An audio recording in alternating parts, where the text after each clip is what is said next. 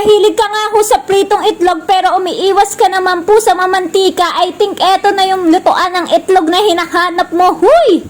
Magpo-formas na nga ho itong lutuan ng itlog na to sa akin, kaya naman masasabi ko talaga na hindi dumidikit ang itlog kahit nga hindi mo lagyan ng mantika. Huy! Nangitim na nga rin ho ang puwit nito dahil halos araw-araw ko ho talaga itong ginagamit. Make sure lang na pag magluluto ng itlog ay painitin mo ng mabuti itong egg pan. At kapag mainit na ay ilagay nga lang ho sa medium heat. Baka nga ho kasi mabigla ang betlog mo kapag nakaset sa maximum heat ang apoy. Huy, I mean baka mabigla yung itlog mo lulutuin kapag naiset mo nga ito sa maximum heat. Kaya make sure na medium heat lang, okay? After 1 minute nga lang po in medium heat ay ganito na po ang magiging texture ng itlog mo.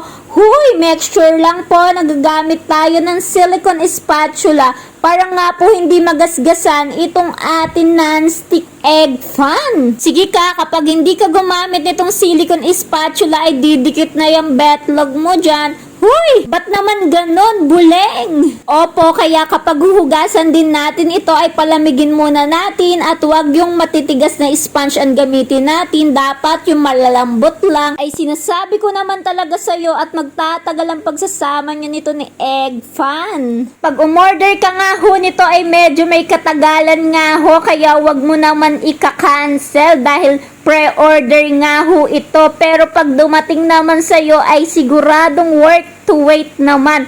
Huy! So ano pang hinihintay mo? I-check out mo na yan. Thank you for watching. Kuting-ting!